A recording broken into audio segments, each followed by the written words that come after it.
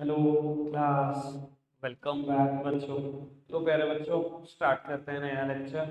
बाबू, chapter number 1 start कर रहे हैं। और कोइंसिडेंस ऐसा है कि आखिरी में हो रहा है। 12th चैप्टर है ये मेरे सीक्वेंस के हिसाब से आखिरी चैप्टर ही चैप्टर, ठीक है। वो जब तक मैं इस चैप्टर में पहुंचता हूँ आप काफी कुछ स्कूल से पढ़ चुके होते हो, कुछ और भी ज्ञान इकट्ठा कर चुके होते हो इधर उधर से, यूट्यूब से, गूगल बाबा से। तो अब वो मैं कोशिश करूंगा कि उन सबसे बहुत अच्छा करा सकूं। बाकी फिर भी आप देखना और बताना। बेटा, chapter number 1 nature and significance of management की बात है। हमेशा चैप्टर की शुरुआत मैनेजमेंट का मीनिंग बताकर ही होती है। बेटा, वैसे ऐसा नहीं है कि मैनेजमेंट का मीनिंग मैं पहली बार बता रहा हूँ। जब भी बुक शुरू करी थी तब बताया था। जब मैंने प्रिंसिपल ऑफ मैनेजमेंट शुरू करे थे तब मैनेजमेंट का मतलब बताया था। बेटा, आप किसी भी होटल में जाते हैं या किसी भी इंडस्ट्री में जाते हैं तो आप देखते हैं बेटा कुछ ना कुछ पोस्ट है। एक पोस्ट का नाम है मैनेजर, ठीक है ना। क्या काम होता है मैनेजर का? मैं तो अक्सर होटल रेस्टोरेंट में देखता हूँ एक आदमी मैनेजर जरूर होता है, उसके नीचे बहुत सारे लोग काम कर रहे होते हैं। आप किसी शादी पार्टी जो होटल में अटेंड करते हो तो आप देखते हो बेटा एक मैनेजर होता है जो इंस्ट्रक्शन दे रहा होता है, ये करो वो करो। वॉकी टॉकी उसके हाथ में होता है, कहीं ना कहीं बड़ी इंस्ट्रक्शन दे रहा होता है। क्या काम है उसका? बेटा, उसका काम दूसरों से काम निकलवाना है ना। ज्यादातर देखोगे वो खुद नहीं काम कर रहा होता, उसका काम दूसरों से काम निकलवाना ही है। मैनेजर का काम ही यही होता है। आपको पता है ना, मैनेजमेंट वर्ड से ही बना है मैनेजर। तो मैनेजमेंट क्या चीज है? Art of getting things done through other. दूसरों से काम निकलवाने की आर्ट को ही मैनेजमेंट बोला क्या, ठीक है जी। बेटा, लेकिन ये जो डेफिनेशन मैंने अभी बोली, art of getting things done through other, ये बेटा ट्रेडिशनल डेफिनेशन। मॉडर्न डेफिनेशन में ना 2 वर्ड ऐड कर दिए गए। आज भी दूसरों से काम निकलवाना ही मैनेजमेंट है, बट बेटा वो जो काम निकलवाना है वो एफिशिएंटली और इफेक्टिवली निकलवाना है ना। अब वो ज्यादा लिखो तो ना ना बस बोलता चलो, वरना और डिले होगा। एफिशिएंटली मतलब विद इन द कॉस्ट, और इफेक्टिवली मतलब विद इन द टाइम। बेटा, अगर ये दोनों चीजें साइमल्टेनियसली प्रेजेंट हैं, इकट्ठे प्रेजेंट हैं, तो मैं बोलूंगा मैनेजमेंट इज देयर। अगर इनमें से एक भी चीज नहीं है तो मैं बोलूंगा मैनेजमेंट कभी था ही नहीं। कहने का मतलब क्या है? बेटा, आपने अपने एम्प्लॉइज को कहा कि आपके पास 10 दिन है, आप 50,000 रुपये खर्च कर सकते हो, मुझे 500 यूनिट प्रोड्यूस करके दो। 10 दिन, 50,000 रुपये और 500 यूनिट चाहिए, ठीक है। बेटा, एम्प्लॉइज ने ना 3 दिन में टारगेट पूरा कर दिया। 10 तो बहुत दूर, 3 दिन में। पर मैंने बाबू टॉप लेवल ने कहा था कि 50,000 रुपये खर्च कर सकते हो, पैसा उन्होंने 1 लाख रुपए लगा दिया। 1 लाख रुपए खर्च कर, पर 3 दिन में टारगेट अचीव कर दिया। बेटा, क्या मैं बोलूं, आपसे पूछो क्या ये मैनेजमेंट था यहाँ पर? Management is not there. क्यों? बेटा, sir within the time target achieve हुआ है, you are being effective here, you are not being efficient. आप एफिशिएंट नहीं थे कभी, ठीक है ना जी। और मैं कहूँ, आपने ना 20,000 की कॉस्ट में ही काम पूरा कर दिया। मैंने तो 50,000 की बात दी थी, 20,000 में ही पूरा कर दिया। बस समय आपने 15 दिन ले लिया 10 की जगह। तो बेटा, you are being efficient here, not effective. दोनों ही जगह पर मैनेजमेंट नहीं है। मैनेजमेंट तब प्रेजेंट माना जाएगा जब दोनों चीजें साथ साथ हो, ठीक है। ये बात मैंने पहले भी कभी ना कभी जरूर बताई भी है। आगे बढ़ाते हैं बात को। बेटा, लास्ट में जाकर ना आपके पास 3 टॉपिक ऐसे हैं जिसको पेपर में मेरे हिसाब से चैप्टर 1 में सबसे इंपॉर्टेंट है।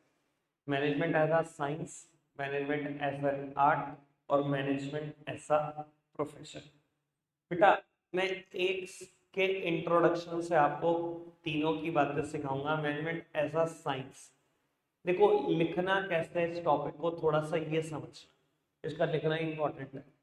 और वो सबसे पहले ना आप साइंस का मीनिंग लिखोगे कि साइंस से आप समझते क्या हो, ठीक है। फिर आप क्या, देखो मैनेजमेंट एज अ साइंस का मतलब सोचते हो, मैनेजमेंट को कंपेयर करो साइंस के साथ। मैनेजमेंट एज अ साइंस का मतलब होता है मैनेजमेंट को कंपेयर कर रहे हैं हम साइंस के साथ। तो पहले साइंस का मीनिंग लिखा, फिर ना मैं साइंस के फीचर लिखूंगा जो भी साइंस में प्रेजेंट होते हैं, ठीक है। सिर्फ एक नाम ले रहा हूँ, अभी समझा दूंगा उसके बारे में। साइंस का एक फीचर है सिस्टमैटिक बॉडी ऑफ नॉलेज। पहले मैं ये बताऊंगा साइंस कैसे सिस्टमैटिक बॉडी ऑफ नॉलेज है, एक पैराग्राफ लिखकर, पूरा एक पैराग्राफ, ठीक है। फिर एक और पैराग्राफ इसी हेडिंग में लिखूंगा कि मैनेजमेंट में ये फीचर है या नहीं है तो कैसे, नहीं है तो कैसे नहीं है, ठीक है जी। फिर साइंस का दूसरा फीचर की हेडिंग लिखूंगा, फिर बताऊंगा ये साइंस में कैसे है। फिर इसके ऊपर दूसरा पैराग्राफ लिखूंगा, फिर बताऊंगा मैनेजमेंट में है तो कैसे, नहीं है तो कैसे नहीं, ठीक है। जितने भी फीचर है सब में यही करूंगा, ठीक है। फिर आखिरी में लिखूंगा कंक्लूजन। देखो अगर ये सारे फीचर जो साइंस के फीचर है मैनेजमेंट में प्रेजेंट हुए तो लिख दूंगा कंक्लूजन में मैनेजमेंट एक कंप्लीट साइंस है, ठीक है जी। मैनेजमेंट एक कंप्लीट साइंस है। नहीं हुए तो बता दूंगा क्या लिखेंगे। सेम कहानी, जब मैं मैनेजमेंट को कंपेयर करूंगा आर्ट के साथ, आर्ट का मीनिंग लिखूंगा, आर्ट का पहला फीचर लिखूंगा, बताऊंगा आर्ट में कैसे प्रेजेंट है, देखूंगा मैनेजमेंट में प्रेजेंट है तो कैसे, नहीं है तो कैसे नहीं है, दूसरा फीचर, तीसरा फीचर, चौथा फीचर, जितने भी होंगे सब चिपकाऊंगा। कंक्लूजन आखिरी में, अगर सारे फीचर प्रेजेंट हुए तो लिखूंगा मैनेजमेंट एक कंप्लीट आर्ट है, वरना नहीं, सेम प्रोफेशन, ठीक है। समझे, पढ़ना चाहिए बाबू। यहाँ पर आओ मैनेजमेंट एज अ साइंस, ठीक है। साइंस का एक मीनिंग लिखा गया होगा science systematic body of knowledge. Heaving लिखा गया होगा but it is not heaving, it is having, having. पढ़ते चलो मीनिंग पढ़ो, 2 लाइन का ही है।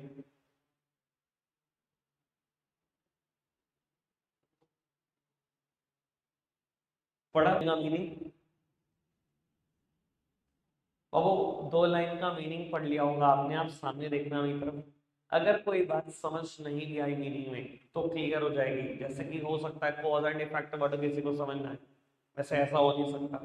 पढ़ते आ रहे हो, समझ तो आया होगा, कुछ नहीं भी समझ में आया तो आगे क्लियर हो जाएगी, टेंशन मत लो। अब बाबू मैं साइंस का पहला फीचर पढ़ रहा हूँ, फीचर का नाम है सिस्टमैटिक बॉडी ऑफ नॉलेज।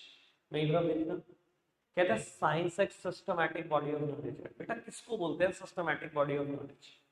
बेटा अगर किसी चीज पर उसकी अपनी थ्योरीज हैं, अपना लिटरेचर है, अपना प्रिंसिपल है, तो आप उस चीज को बोल सकते हो कि वो सिस्टमैटिक बॉडी ऑफ नॉलेज है। क्या बेटा साइंस पे अपनी थ्योरीज है, उसकी साइंस की अपनी बहुत सारी थ्योरीज है, लिटरेचर है साइंस पे। इतना है कि आज पढ़ना शुरू करो, जब आप पैदा हुए जब तक खत्म नहीं हुए उस दिन तक पढ़ते रहो, तब भी खत्म नहीं होगा, तब भी आप जितना पढ़ के गए हो उसका 10 गुना छोड़ के गए। इतना लिटरेचर है साइंस में पढ़ने के लिए, मानते हैं बात?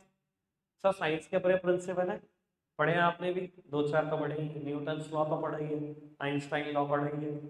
तो वो तो साइंस एक सिस्टमैटिक बॉडी ऑफ नॉलेज हम बोल सकते हैं, क्योंकि उसके ऊपर अपनी थ्योरीज है, अपने लिटरेचर है, अपना प्रिंसिपल। अच्छा, अब सेकंड पैराग्राफ में मैं डिसाइड करता हूँ मैनेजमेंट में ये फीचर है या नहीं। क्या मैनेजमेंट एक सिस्टमैटिक बॉडी ऑफ नॉलेज नहीं है? जिनको आइडिया ना हो, मैनेजमेंट डिग्री एमबीए होती है, एमबीए के ऊपर या मैनेजमेंट के ऊपर कोई लिटरेचर नहीं है,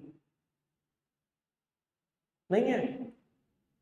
पता कितने ऑथर्स हैं जिन्होंने एमबीए में किताब लिखी है? पता कितने सब्जेक्ट में इंडिया में एमबीए हो रही है आज की तारीख में? लगभग 24 सब्जेक्ट में, 24 अलग अलग फील्ड में एमबीए हो रही है। MBA in international taxation, MBA in HR, MBA in marketing, MBA in digital marketing, 24 subject में एमबीए हो रही है। कोई कमी है लिटरेचर की? सर अपने प्रिंसिपल नहीं है मैनेजमेंट के, हमने नहीं पढ़े? फ्योलो टेलर के प्रिंसिपल तो हमने भी पढ़ लिए, तो मैनेजमेंट के पास भी है वो चीज जो साइंस के पास है, वो तो मैनेजमेंट के पास भी है। अपनी थ्योरी है, अपनी लिटरेचर है, अपने प्रिंसिपल्स हैं, अपनी फाइंडिंग्स है, तो ये फीचर तो प्रेजेंट है भाई। पहला फीचर प्रेजेंट है जो साइंस में, वही मैनेजमेंट में प्रेजेंट है। समझ में आई हेडिंग? अच्छे से मैं पढ़ने का टाइम दूंगा, टेंशन मत लो, लेकिन एक ही फ्लो में पढ़ेंगे इसको तो ज्यादा अच्छा रहेगा। सेकेंड हेडिंग पढ़ना, प्रिंसिपल बेस्ड ऑन एक्सपेरिमेंटेशन। बाबू कहते हैं साइंस के प्रिंसिपल एक्सपेरिमेंटेशन पर बेस्ड है, कोर्स एंड इफेक्ट रिलेशनशिप बताते हैं और बहुत एग्जैक्ट रिजल्ट देते हैं। इधर देखना सर, एक्सपेरिमेंटेशन पर बेस्ड है प्रिंसिपल साइंस के। ऐसा तो नहीं होता ना बेटा, आपने कोई एक एक्सपेरिमेंट करा, एक रिजल्ट आया, आपने कह दी जी बस ये प्रिंसिपल। सर एक एक्सपेरिमेंट करने पे प्रिंसिपल बन जाता है? कितने एक्सपेरिमेंट्स, कितनी टेस्टिंग, कितनी फाइंडिंग्स, कितनी ऑब्जर्वेशन लगती हैं? कहता है साइंस के प्रिंसिपल बहुत सारे एक्सपेरिमेंटेशन पर बेस्ड है, कोज एंड इफेक्ट रिलेशनशिप बताते हैं और एग्जैक्ट रिजल्ट देते हैं।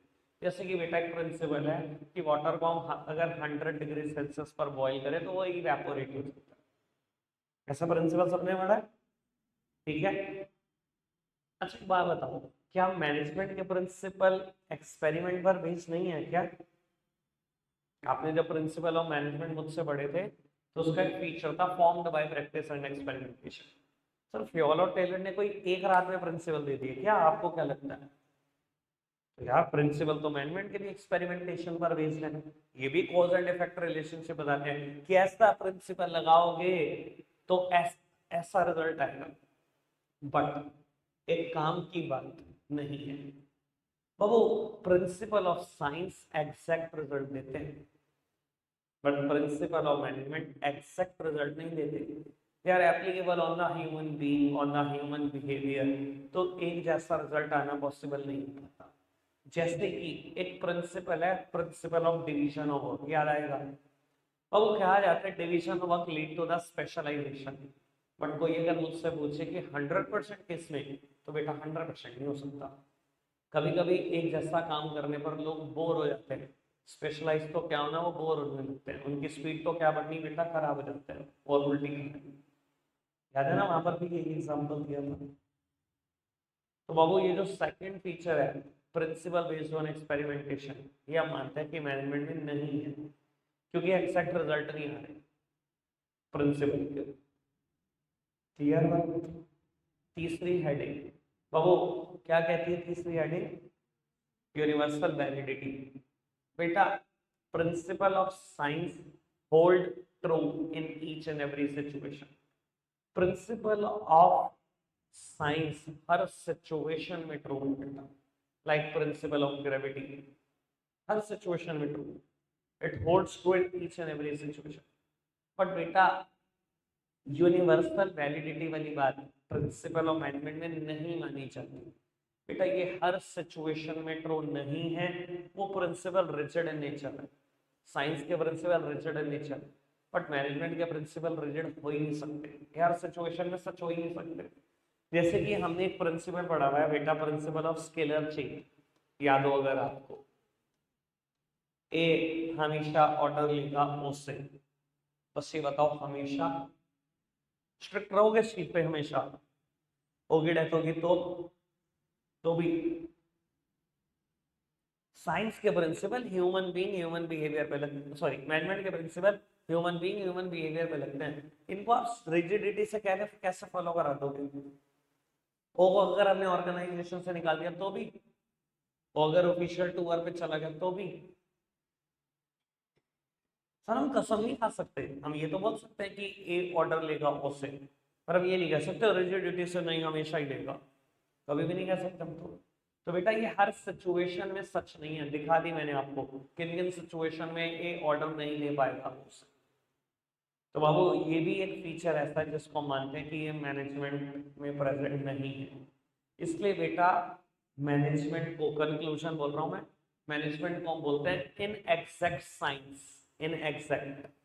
अगर सब प्रेजेंट होता तो मैनेजमेंट एक एग्जैक्ट साइंस है, कंप्लीट साइंस है, क्योंकि नहीं है दो फीचर तीन में से प्रेजेंट। तो मैनेजमेंट को बोलते हैं in exact science, impure science, social science, soft science. चार नाम है, पेपर में आती है कोई इन चारों से स्टेटमेंट, मैनेजमेंट इज अ, कुछ भी कह लो, इम्प्योर साइंस, या management is a social science, explain 3 mark, सब लिख के आना। क्लियर है बात? मैनेजमेंट इन एग्जैक्ट साइंस है, इम्प्योर साइंस है, सोशल साइंस है, सॉफ्ट साइंस है, चार बने। और वो मिनट दूंगा 2, पहली लाइन से लेकर आखिरी लाइन तक पढ़ दो, कोई प्रॉब्लम आती है पूछ लो फटाफट से। चलिए तो आगे बढ़ाते हैं बात को, कोई प्रॉब्लम है किसी बच्चे की? पढ़ा आपने? सब क्लियर है? आगे बढ़ जाए बेटा। अब मैं टॉपिक स्टार्ट कर रहा हूँ मैनेजमेंट एस एन आर्ट। बेटा अब मैनेजमेंट को कंपेयर कर रहे हैं आर्ट से। आर्ट का मतलब ड्राइंग से नहीं है बेटा, आर्ट्स का मतलब किसी काम को करने की कला से, ठीक है। मैनेजमेंट को कंपेयर कर रहे हैं हम आर्ट से। आर्ट का मीनिंग पढ़ना, आर्ट का मीनिंग पढ़ना।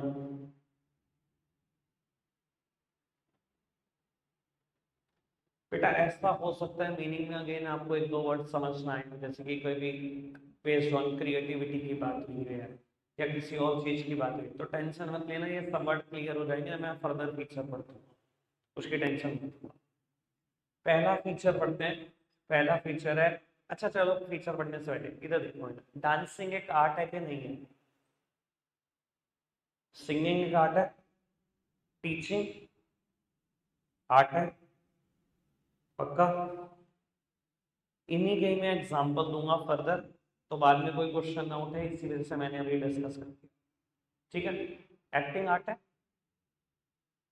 चलो पढ़ते हैं बेटा। पहली हेडिंग है एग्जिस्टेंस ऑफ थियोरेटिकल नॉलेज। बेटा मैंने अभी तीन चार एग्जांपल दिए आर्ट के, आपको क्या लगता है? डांसिंग की बात कर लो, सिंगिंग की बात कर लो, एक्टिंग की बात कर लो, टीचिंग की बात कर लो, आपको क्या लगता है इनके ऊपर कोई थियोरेटिकल नॉलेज नहीं? टीचिंग के लिए इंडिया में थियोरेटिकल नॉलेज है, बीएड और बीटीसी डिग्री इस चीज की है, बीएड और बीएड के बाद एमएड, यही सिखाते हैं आपको टीचिंग कैसे करनी है, थियोरेटिकल नॉलेज है। और प्रैक्टिकल से पहले थियोरेटिकल है। अगर आपके किसी नॉन ने परस्यू की हो बीएड, तो बेटा पहले थ्योरी पढ़ाई जाती है, फिर आखिरी के कुछ टाइम में आपको अलग अलग क्लासरूम में लेके जाया जाता है, फिर आपसे प्रैक्टिकल कराया जाता है कि आप कैसे पढ़ाओगे, किसी एक टॉपिक को तैयार करके आना। तो पहले थियोरेटिकल नॉलेज है। एक्टिंग की बात कर लो, मुझे लगता है आधों को तो भ्रम ही होगा कि एक्टिंग तो सिर्फ प्रैक्टिकल है किसी को भ्रम? भ्रम। रणबीर कपूर, रणवीर सिंह, दीपिका पादुकोण, किसी के बारे में पढ़ लो आज, सबने पहले लिटरेचर पढ़ा है एक्टिंग पर, और ज्यादातर ने फॉरेन से पढ़ा हुआ है, न्यूयॉर्क से पढ़ा हुआ है, यूएसए की किसी और सिटी से पढ़ा हुआ है, आप उठाकर देखो, चाहे आप गूगल करके देखो। एक्टिंग में बहुत सारी डिग्रीज हैं, डिग्री कोर्सेज हैं पूरे पूरे एक्टिंग पर। व्हाट अबाउट सिंगिंग, आपको क्या लगता है किसी ने सीखे आपके नॉन में से सिंगिंग? कोई भी गुरु है भाई साहब, पहले कॉपी पेन लेके बिठाते हैं, पहले सिखाते हैं सिंगिंग के, बहुत सारा लिटरेचर लिखवाते हैं।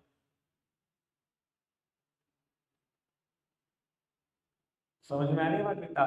कोई ऐसी फील्ड नहीं है जहाँ बेटा लिटरेचर नहीं है। मेरा एक स्टूडेंट था लास्ट ईयर, मतलब वो तबला बजाता था, जिन गुरु के पास सीखता था कॉपी दिखा रहा था मुझे। खैर हमें तो क्या ही समझ में आना, आप समझ सकते हो भाई हमारी फील्ड नहीं है। तो भैया पहले लिटरेचर है किसी भी आर्ट पर, तो बाबू कोई भी आर्ट है उसकी एक थियोरेटिकल नॉलेज है, कोई दिक्कत कोई परेशानी नहीं।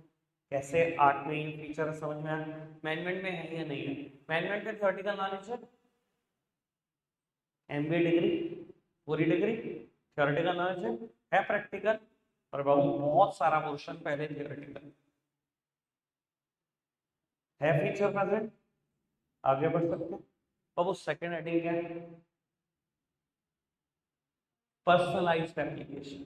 बेटा पर्सनलाइज्ड एप्लीकेशन का मतलब, बेटा पर्सनलाइज्ड एप्लीकेशन का मतलब है हर इंसान कला को अपने तरीके से इंप्लीमेंट करता है, totally based upon personalised application. अच्छा एक बात बताओ, मुझे भी पढ़ा पाने को ये लिटरेचर मिला हुआ है, किसी और टीचर को भी मिला हुआ है, दसियों टीचर को मिला हुआ है, आप स्कूल में भी पढ़ते हो, जैसे मैं एग्जांपल दे रहा हूँ, जैसे मैं डेमोन्स्ट्रेट कर रहा हूँ, वैसे ही करते हैं।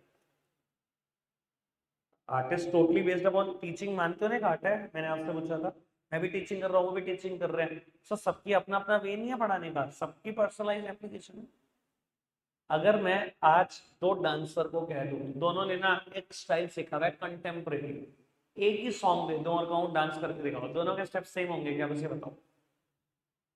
दो सिंगर को बुला लो, ठीक है, दोनों ने एक गाना सुना हुआ है, पुराना गाना है, दोनों को कह दो गाना है, दोनों एक जैसा गाएंगे? दो पब्लिक स्पीकर को बुला लो, एक जैसा लिटरेचर दे दो, कह दो आपको पढ़ना है पब्लिक के सामने, श्योरली दोनों डिफरेंट होंगे अपने डेमोन्स्ट्रेशन, मानते हो ना? Art is totally based upon personalised application, totally based upon personalised application, आपकी मर्जी है, जैसे चाहते हो वैसे लगाओ, ठीक है। तो व्हाट अबाउट मैनेजमेंट, आपको क्या लगता है? मैं कहता हूँ बेटा, अभी हमने कुछ प्रिंसिपल पढ़े हैं 11th 12th में पढ़े हैं, और वो आगे जाएंगे, ये बीबीए और एमबीए के भी क्यूरिकुलम का पार्ट है, पर ये बहुत हैवी होते जाएंगे, एक किताब बनती जाएगी एक प्रिंसिपल पे, ठीक है। आपने पढ़ ली, एक मैनेजर होगा जो अपनी ऑर्गेनाइजेशन में प्रिंसिपल एप्लीकेबल करेगा, यूनिटी ऑफ कमांड। दूसरा होगा जो फंक्शनल फॉर्मेनशिप लगाएगा, जबकि दोनों एक दूसरे के बिल्कुल खिलाफ हैं, अगर आपको बताओ तो। क्या कहता है फंक्शनल फॉर्मेनशिप? एक वर्कर को 8 वर्क फॉरमैन से ऑर्डर लेने, और यूनिटी ऑफ कमांड क्या कहता है? दूसरे से भी लेना, एक से ही लेना ऑर्डर। तो बेटा it is totally based upon personalised application. सीखा दोनों ने दोनों प्रिंसिपल को है, एक उससे ज्यादा इन्फ्लुएंस हुआ है, उससे ज्यादा इन्फ्लुएंस हुआ, उसने वो लगा दिया, उसने वो लगा दिया। तो बेटा management is totally based upon personalised application, आपकी मर्जी है कैसे लगाना है आपको, तो रोक नहीं सकता आपको। क्लियर है बात? थर्ड फीचर पढ़ना, based upon practice and creativity. अब वो कहता है कोई भी आर्ट है प्रैक्टिस और क्रिएटिविटी पर बेस्ड है, सब जितनी प्रैक्टिस करते जाओगे उतनी नई चीजें खुलती जाएंगी। आज की तारीख में एक सॉन्ग लिखो आप और यूट्यूब पर कोई भी सॉन्ग जो तुम्हारी चॉइस का है, शायद 10 अलग अलग सिंगर ने गाया होगा, शायद अलग अलग 10 रीमिक्स होंगे उसके, एक ही सॉन्ग होगा। सो यही तो है प्रैक्टिस एंड क्रिएटिविटी। मैं कहता हूँ बहुत बड़े बड़े सिंगर के नाम लेता हूँ, खैर शंकर हसन लोय या श्रेया घोषाल या सोनू निगम की बात करो, अनु मलिक की बात करो, जावेद अख्तर की बात करो, किसी की बात करो, मैंने जिनके नाम लिए बड़े तगड़े नाम है, एक सॉन्ग इनको दे दो 10 अलग अलग तरीके से गा के दिखा देंगे। क्यों? अपनी जिंदगी में प्रैक्टिस खरीदनी है। आपको पता है लता देखो म्यूजिक में 7 बेसिक नोट हैं, सारे सारे गामा पा धा नी सा, यही 7 बेसिक नोट है। हर म्यूजिशियन इन्हीं को अलग अलग तरीकों से इस्तेमाल करके अपनी कॉम्पोजिशन को यूनिक बनाता है। लता मंगेशकर जी ने एक एक गाना 13 भाषाओं में गाया हुआ है, 13 अलग अलग तरीकों से गाया हुआ है, अपनी जिंदगी में टोटल 50,000 गाने गाए हैं। एक एक लौते एक सिंगर की बात कर रहा हूं मैं। Sir totally based upon practice and creativity, ठीक है ना सर? जब मैंने पढ़ाना शुरू किया था ना, ये भी नहीं समझ आता था एक हेडिंग को कैसे समझाया जा सकता है। आज एक ही हेडिंग को मैं 4 अलग अलग तरीके से समझा दूंगा। मैं कितनी बार रेशोज समझाता था आपको, कोई मैं अलग अलग एंगल से पढ़ के बताता था ना तुम्हें। यही प्रैक्टिस है, जितना प्रैक्टिस करोगे उतना महारत हासिल कर लोगे किसी भी कला में, मे बी टीचिंग और एक्टिंग और कुछ भी, किसी भी चीज का। ठीक, समझ आई बात? सेम बात मैनेजमेंट में भी है, प्रैक्टिस और क्रिएटिविटी की। अच्छा एक बात बताओ, फ्योन ने प्रिंसिपल कैसे दिए? एक प्रैक्टिशनर था फ्योन, एक ऑर्गेनाइजेशन में जॉब करता था, 20 साल मैनेजर रहा, ह्यूमन बिहेवियर इतना ऑब्जर्व किया, इतना ऑब्जर्व किया कि प्रिंसिपल बना दिया। सर ये काम आप नहीं कर सकते? Management is also based upon practice and creativity. आप भी मैनेजर रहे एक ऑर्गेनाइजेशन में 10 साल रहे, आपने भी इतने ह्यूमन बिहेवियर लिख दिए, आपको जरूरी थोड़ी है फ्योल के प्रिंसिपल फॉलो करने, आप अपने प्रिंसिपल्स दे सकते हो। कोई भी आर्ट है it is based upon practice and creativity, management भी प्रैक्टिस और क्रिएटिविटी पर बेस्ड है। तो बेटा तीनों के तीनों फीचर जो आर्ट में है वो मैनेजमेंट में है, इसलिए मैनेजमेंट एक कंप्लीट आर्ट। क्लियर बात? आप पढ़कर बताओ फटाफट से, मुझे 7-8 मिनट की भी कोई और बात करनी है, फटाफट से पढ़ना। तो थर्ड टॉपिक ना इसमें है मैनेजमेंट एज अ प्रोफेशन। अभी मुझे टोटल बात तो नहीं करनी इसकी, बस लेकिन एक क्वेश्चन आपसे पूछ के जरूर जाना है, बेटा प्रोफेशनल कौन? और मैं थोड़ी सी बातें उसमें करके जरूर जाऊंगा। प्रोफेशनल कौन बेटा, याद हो अगर 11th क्लास मैंने बहुत अच्छे से क्लियर किया हुआ है बिजनेस, प्रोफेशन और एम्प्लॉयमेंट का डिफरेंस। ठीक है जी। अगर उस टाइम पे भी, वैसे तो मेरा ख्याल सबको यकीन हो गया होगा, मैंने पूरा यकीन दिला दिया था कि सीए प्रोफेशनल नहीं होता, सीए इन प्रैक्टिस है प्रोफेशनल। अगर आपको उस टाइम यकीन नहीं हुआ तो यहाँ वाले फीचर से 100% यकीन हो जाएगा, जो मैं बात बोल रहा हूँ वही सच है। ठीक है जी। जिन्होंने वो बात नहीं सुनी, मैं वो बात जरूर बताऊंगा शुरू से, क्योंकि वो नहीं बताऊंगा ये समझ नहीं आएगा। ठीक है, तो थोड़ी सी बात आज कर लेते हैं। ठीक है जी, 5-4 मिनट, और फिर बात थोड़ी सी बात करते हैं। सर ज्यादातर केस में क्या होता है, जब आप 11th क्लास में आते हो तो पहला टॉपिक टीचर शुरू करता है बिजनेस, प्रोफेशन और एम्प्लॉयमेंट का डिफरेंस। थोड़ी सी बात बिजनेस से बताएगा, बिजनेस, प्रोफेशन, एम्प्लॉयमेंट पे शिफ्ट करता है बेटा। शिफ्ट करने के साथ ही जैसे ही प्रोफेशन की बात शुरू करेगा, एग्जांपल देना शुरू करेगा बहुत तेजी से, डॉक्टर, सीए, लॉयर, ब्ला ब्ला ब्ला, किसी और का भी नहीं, ये प्रोफेशनल है बेटा। सही बात बोलो तो ये आधी अधूरी बात है और ये गलत ही बात है, आपको कभी ऐसा बोलना ही नहीं चाहिए। मैं ऐसा क्यों बोल रहा हूँ, थोड़ा सा समझने की भी कोशिश करो। बिजनेस, प्रोफेशन, एम्प्लॉयमेंट की बात है, ये याद आ जाए। तो वो एक आइडिया दे देता हूँ आपको। एक इंसान, चलो मैं अपना ही एग्जांपल ले रहा हूँ, आपको आपके लिए रिवीजन होगा। 2010 मेरी 12th हो गई मार्च में। ठीक है, 3 महीने के बाद जून 2010 में मेरे सीए फाउंडेशन के एग्जाम थे। 3 महीने के बाद मैंने एग्जाम दिया, सीए फाउंडेशन निकली। यहाँ से आपको 11 महीने मिलते हैं इंटरमीडिएट का एग्जाम देने में। ठीक है, यानी कि लगभग मई 2011 में मेरे इंटरमीडिएट के एग्जाम थे, जो 2 अलग-अलग ग्रुप से मिलकर बना है, group 1 and group 2। Group 1 clear कर लोगे तो इंटर्नशिप स्टार्ट हो जाएगी, ऐसा नहीं है। ठीक है, मान लो किसी इंसान ने पहले ग्रुप 1 दिया, यहाँ से 11 महीने के बाद उसकी इंटर्नशिप स्टार्ट होगी। 3 साल सीए के अंडर ट्रेनिंग करनी है, हर 6 महीने के बाद पेपर होते हैं। 6 महीने बाद आप ये दे सकते हो, नवंबर 2011 में ये क्लियर हो गया तो फिर आप सीए फाइनल में। ठीक है, ये आपकी चॉइस होती है। अगर किसी ने मई 2011 में ये ग्रुप क्लियर करा, पहले ये ग्रुप दे दिया, आपकी इंटर्नशिप शुरू नहीं हुई। अब पहले आप नवंबर 11 में ये क्लियर करो, तब जाके आपकी इंटर्नशिप शुरू होगी। अगर ये लेट शुरू हुई तो आपकी सीए लेट होगी, क्योंकि इंटर्नशिप का टाइम पीरियड पूरे 3 साल है। ठीक है, मैंने क्या किया, मैंने दोनों उठा के इकट्ठे दे दिए और मेरे निकल गए। मेरी 3 साल की ट्रेनिंग स्टार्ट होगी अंडर अ चार्टर्ड अकाउंटेंट।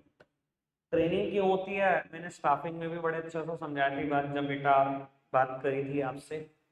तो वो इंटर्नशिप का लॉजिक यही है कि आप थियोरेटिकल नॉलेज गेन कर रहे हो अपनी बुक्स से, अपने क्लासरूम में, पर प्रैक्टिकल एप्लीकेशन तो आनी चाहिए ना। किताबें पढ़ के कोई केस नहीं लड़ सकता, किताबें पढ़ के कोई डॉक्टर सर्जरी नहीं परफॉर्म कर पाएगा। तो प्रैक्टिकल सीखोगे तभी तो कुछ कर पाओगे, किताबें नहीं सर्जरी करा सकती ना डॉक्टर से। तो वो सीए को भी 3 साल की ट्रेनिंग करनी पड़ती है। मई 2014 में इसके बाद मेरे एग्जाम ड्यू हुए फाइनल के, यहाँ से पूरे 3 साल के बाद। इन 3 साल में सीए के अंडर काम सीखना है 10 से 5। 10 से पहले पढ़ लो, 5 के बाद पढ़ लो, ये कहानी 7 साल। ठीक है जी। बाबू 3 साल की इंटर्नशिप हुई, इसके बाद फाइनल में भी 2 ग्रुप है, हर 6 महीने बाद पेपर होता है, इकट्ठे दे दो, अलग अलग देने, अलग अलग दे दो। फेल हो जो दोबारा देते रहो, अटेम्प्ट की कोई लिमिट नहीं है, जितने मर्जी अटेम्प्ट। ठीक है, मैंने दोनों दिए, मतलब की वन, दोनों फिर निकल गए, सीए बन गए। सीए की बारी में थ्रू आउट निकल गए। तो वो सीए बनने के बाद मेरे पास 3 ऑप्शन थे, और सबके पास 3 ऑप्शन होते हैं कि कर लो या तो प्रैक्टिस, कर लो या तो जॉब, और या ना प्रैक्टिस करो ना जॉब करो, कुछ और ही कर लो। ठीक है, सबके पास 3 ऑप्शन होते हैं। सर ये मत कहना कि अदर वाले तो होते नहीं होंगे, अदर वाले सबसे ज्यादा होते हैं। आज भी बहुत सारे चार्टर्ड अकाउंटेंट मैं ऐसे जानता हूँ जिन्होंने सीए करी सिर्फ शौक के लिए। सिर्फ शौक के लिए। क्या कर रहे हैं जी उसके बाद, पिताजी का बिजनेस संभाल रहे हैं और बिजनेस में हम डबल कामयाब है, पिताजी को भी डबल कामयाब कर दिया। क्योंकि दिमाग इतना खुल जाता है ना सीए करने के बाद, इतना एक्स्ट्रा ज्ञान आ जाता है, इतने बिजनेस की समझ आ जाती है। इन 3 साल जब आप इंटर्नशिप करते हो ना, बस ऐसे ऐसे बिजनेस की समझ मिलती है, आप खुद नहीं सोच सकते। कितने सीए ऐसे हैं जो अपने स्टार्टअप चला रहे हैं, कितने सीए ऐसे हैं जो जिनका मन ही नहीं था किसी और चीज में, इलेक्शन ही लड़ लिए। बहुत एग्जाम्पल है ऐसे, आपके देश के बहुत सारे एमपी सीए हैं। पीयूष गोयल जी का नाम सुना है? पता नहीं सुना है कि नहीं सुना। चलो नहीं सुना है। राघव चड्ढा का नाम सुना है? आपका बहुत बड़ा मंत्री है, जिसकी परिणीति चोपड़ा के साथ शादी हुई है, अब शायद सुना हो। Is a chartered accountant. धजिया उड़ा रखी थी इस बार मोदी जी के एक नियम की, फाइनेंस सेक्टर में जब आया था, और बिल्कुल सही उड़ा रखी थी। जिस जगह भाई मैं भी सपोर्टर हूँ, पर जिस जगह गलत हो आप गलती हुई, उन्होंने धजिया उड़ाई थी और मैंने भी शेयर किया था उसको। चार्टर्ड अकाउंटेंट तभी धजिया उड़ा रहा था। निर्मला ताई नहीं है, चार्टर्ड अकाउंटेंट, फाइनेंस मिनिस्टर। तो सर अदर बहुत सारे ऑप्शन है। इवन मैंने खैर एक कभी एक एपिसोड भी देखा तारक मेहता का उल्टा चश्मा का, पर उसमें 2 करेक्टर चार्टर्ड अकाउंटेंट थे, 2 करेक्टर चार्टर्ड अकाउंटेंट थे। ठीक है जी, कहीं पढ़ा था मैंने। ठीक है जी। तो एक्टिंग भी कर लेते हैं लोग। मतलब ऐसा नहीं है कि दुनिया को सीए के बाद कुछ चीजें पसंद नहीं, बहुत सारे सीए ऐसे आते हैं जो सीए बनने के बाद आईएएस आईपीएस ऑफिसर बनते हैं। उपेंद्र अग्रवाल जी कुछ टाइम सहारनपुर में इधर इस रेंज के कमिश्नर रहे हैं, इधर चार्टर्ड अकाउंटेंट, हमारी मीटिंग में भी आए हैं। उपेंद्र अग्रवाल जी यहीं रहे, सहारनपुर रेंज में रहे, हमारे यहाँ के कमिश्नर थे। और बहुत आए हैं, मेरे में कम से कम 2-3 का नाम, मतलब जो पास्ट में आए हैं, मैं नाम भूल रहा हूँ, वरना गिनवाता आपको। चार्टर्ड अकाउंटेंट बनने के बाद किसी ने आईपीएस क्लियर करी, किसी ने आईएएस क्लियर करी। तो अदर के ऑप्शन भी हैं आपके पास। ठीक है, प्रैक्टिस और जॉब पे थोड़ी सी चर्चा कल कर रही है, वरना अब ये चर्चा मेरी है कुछ 10 मिनट की। रखते हैं आज के लिए इतना ही है। बाय।